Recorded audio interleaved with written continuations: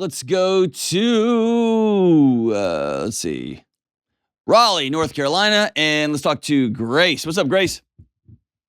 Hi, how are you? Good. How are you? Rocking on since the break of dawn. Yes. Very cool. All right, well, I'll dive into my question. If I had T-shirts, you would get one. I don't have one, but that was awesome. Not yet. Not yet. Actually, they're at the printer right now, so they're coming. So what's up? Sweet. All right. Well, I need some help feeling like I belong in my own home. Why don't you feel like you belong in your own home? Well, I feel like my kids and my family are totally in love and enamored with my husband, as am I. And I just feel invisible, like not even there, which makes me withdraw even more and furthers the problem. So why are you jealous of your husband? What does he do that you think you can't or don't do? We are total opposites. We grew up on the opposite ends of the planet.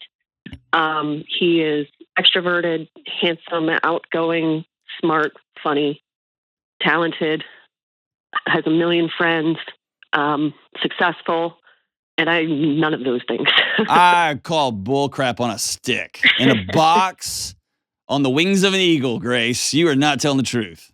You are none of those things. You're not beautiful, smart, fun, kind, engaging. Yes, you are. Well, it doesn't feel that way sometimes. Okay, that I'll buy, but I won't buy that none of that's true. Where does that story come from? I guess that's always kind of been the story. I've never really excelled at anything. I've never been super successful at anything. You nabbed an incredible life partner. Exactly. You've got amazing kids. What do you do for a living? I work as an admin part-time. So you keep the entire... One time, I was a part of an organization. We had to make a lot, like $1 million worth of budget cuts, and much of that was people.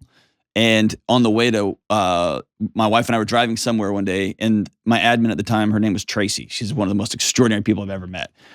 And my wife turned on the radio and she goes, "Oh yeah, I forgot to tell you." And I thought she was going to tell me that she got a new pair of shoes. And she goes, "Oh yeah, I forgot to tell you. If you cut Tracy, I'm going to leave you." I was like, "Why?" And she goes, "Because our whole life is better because she is in your life. And so I don't care who you have to cut, she stays." And I was like, "You got it." So as an admin, you help people's families stay together and businesses run. Like, what?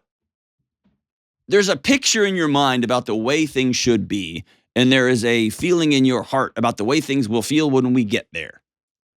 Tell me about this picture that you have. What does Grace winning look like? I feel like... Nope. We'll get to feelings in a second. Okay. What does it look like? Okay. It looks like me keeping a successful job for a long period of time and contributing to the home and being able to have meaningful conversations with my kids. Okay. Contributing to the home. That sounds like something somebody stencils onto a shiplap that's pulled out of an old home and then they sell it on Pinterest. What does contributing to the home mean? You pay bills, you buy the nice, what does it mean? Yeah, it's helping to pay the bills. It's, helping with the budget. It's getting the kids to sports. It's getting the kids to and from school on time. And right now he does the majority of that. Okay. And on top of all of his other things that he has going on. Where are you in the home? Why aren't you taking some of that off? Why aren't y'all sharing more of that? I try, but he, the kids would rather Dad take them to school and Dad pick them up from school and would rather be around Dad. And so I'm just home. Why have you outsourced your feelings in the operation of your home to a couple of knuckleheaded kids? Yeah, I guess that's fair. You've outsourced your entire feelings to people that we as a society said they can't even buy beer or guns or cigarettes because they're kids. Yeah. They can't drive because they're kids, but you've outsourced everything to them. Why? Well, they're my whole world. I want to be loved Why? and They respected by can't, them. Grace, they can't be your whole world because they throw Okay. temper tantrums and they say mean things and they talk back and they forget crap and they steal and they lie because they're kids and they're just trying to test how the world works. Okay. Who told you you're worth so little? I guess nobody ever really told me I was worth much. That's fair. Actually, in the trauma literature, that's been one of the revelations of the last couple of decades, is that trauma can be somebody doing things to you they shouldn't have. Trauma can also be withholding things from you that they should have given you. And That for sounds about right. whatever it's worth, I'm sorry. Can I ask you a question about Mr. Wonderful? Mm-hmm. My guess is he contributes to that. Is that fair? Yes and no. Tell me more. He has a lot going on. I mean, I don't give a crap. I could care less. Does he contribute to that? Because the things he's got going on are things he's choosing to do. And if he's choosing a lot going on over making sure his marriage is tightly braided together with you, making sure that you come first and then those knuckleheaded, slobbery kids, making sure that you've got role and purpose the same as he's got role and purpose. It's easy to be a rock star. It's hard to set the stage up and take it down every day. Is he contributing to this? I think unknowingly, maybe. Yeah. Because my guess is you've idolized somebody that's not an idol. And you've demonized somebody who's not a demon. And now you've created an entire fantasy world with which you can't live in. And that goes back to this, I don't feel like I belong in my own home. Because you've created a Marvel character that you share a bed with, and he's not. He might be good looking and he might be funny. But he's not perfect. And if he's putting the kids above you, he's hurting his wife. And he's hurting his kids. And he's using his kids to prop up his own fragile ego. And I could go on and on and on and on.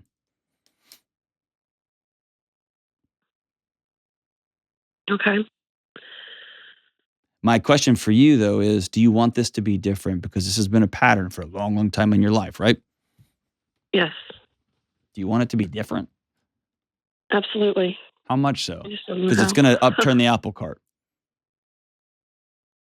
I mean, it's got to go differently. I can't keep going like this. Awesome.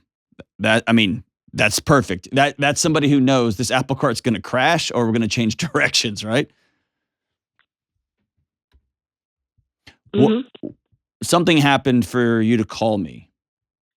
This is the moment. Hold on. How long have y'all been married?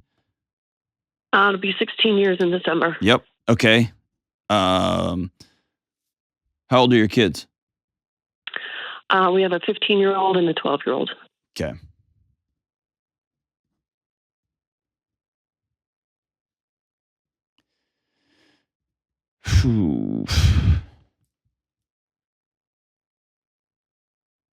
You've either thought about leaving, you have somebody that you kind of have a crush on, or he does. No, not even a little. Positive? Absolutely. Okay. So why the call now? I think I've been struggling a lot with depression. Okay. And that's honestly what really it sounds like. Me down. Okay. That's honestly what it sounds like. And here's the deal. I was pushing on him a little bit. I was prodding. The same as I just said, I think you've got somebody. You might not, okay? Or I trust you that you don't. He might have been over time picking up the extra slack because he's trying to love you the best he can. And if you're getting a little lower and he's picking up a little more slack and a little more slack, you see how that's self-reinforcing? Think of it Yeah, this I way. think that's exactly what's happening. You ever, and if I talk to him, he'd be like, dude, man, my wife's struggling. I'm trying to give her a break. Right. And so if you think about going to the gym, I don't know if you ever lifted weights, but you ever been to the gym and they got spotters? Mm-hmm. If somebody keeps struggling with the weight and the spotter keeps helping more and more and more, over time, those workouts become completely unhelpful. And the person who's getting stronger is actually the spotter, not the person who's just having their weight supported by somebody else's work. And so the unfortunate thing is when you start getting lower and lower, the path out is to systematically participate a little bit more and more, little wins. All right. Okay. You have to commit to decoupling yourself from how you feel and reality because your feelings aren't telling you the truth anymore. Okay. Okay. Do you believe that? Yes. I keep this. If you're watching on YouTube, I keep this little thing with me at all times. I write notes in it during the show. I write notes in it while I'm driving, which I shouldn't do. I write notes while I'm hunting. I keep this thing with me all the time for this very reason. You suck at being a dad. Sometimes I'll write that down and I'll look at it. And then I can say, is this true? I demand evidence from those feelings. Or I feel really sad. Or I feel really heartbroken and I write that down. And it's true and I feel it and I own it. And then I go about what I got to do next.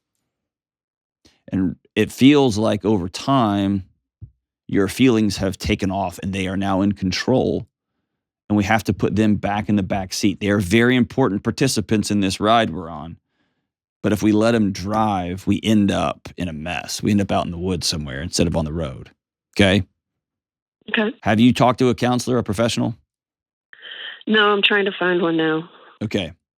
I'll hook you up with a few months with BetterHelp if you will commit to doing that. Absolutely. That takes away your excuse because they can do it via Zoom. Is that cool? Yep. Okay. Here's what I want you to start personally, though.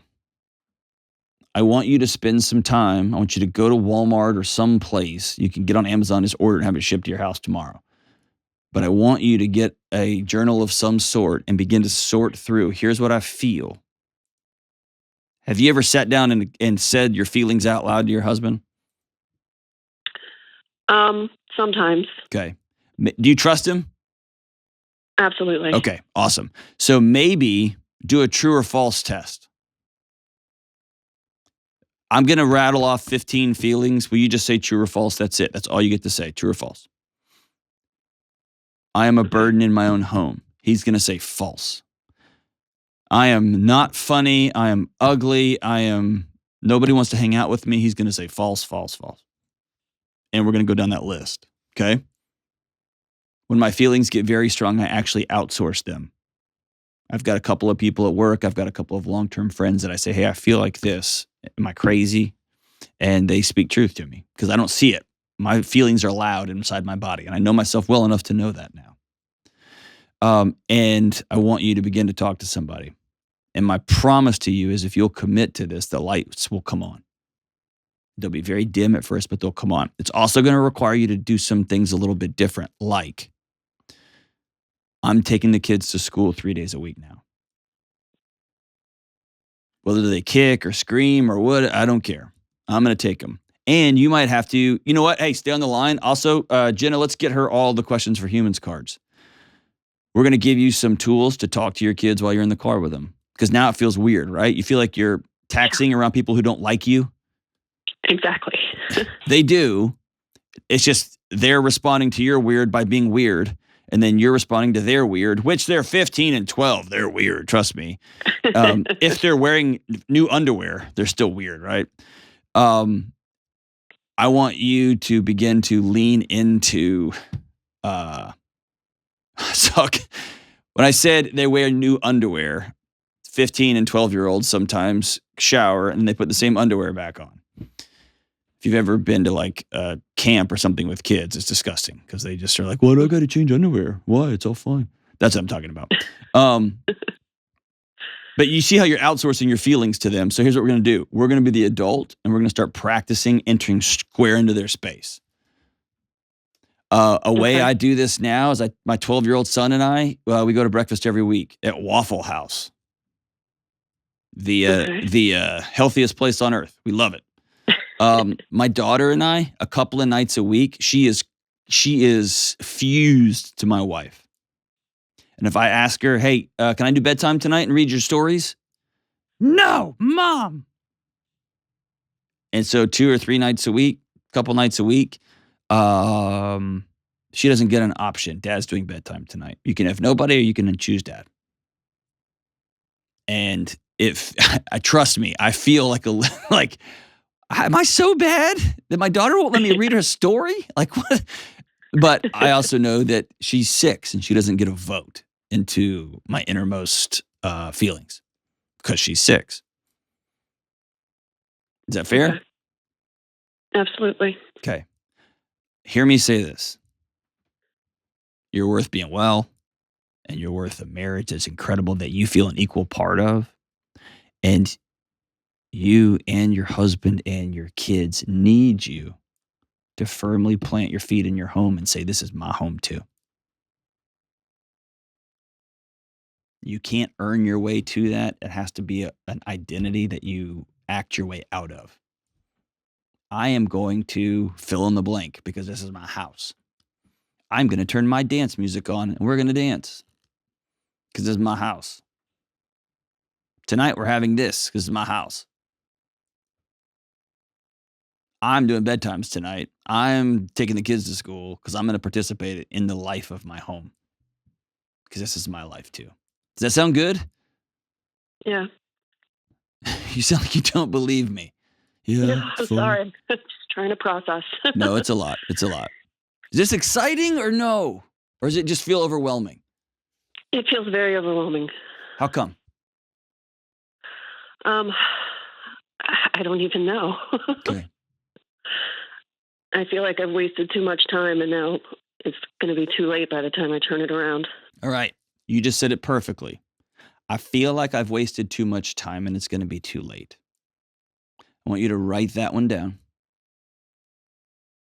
And I want you to hold it at arm's length and be objective. Have you truly wasted too much time? As a guy who's seen a number of adult parent-child relationships change dramatically into some extraordinary relationships, the answer is no. You haven't waited too long. Is it too late? Absolutely not. Do you need to learn some new skills? For sure. Do you need to learn a regular practice of challenging those feelings? Absolutely.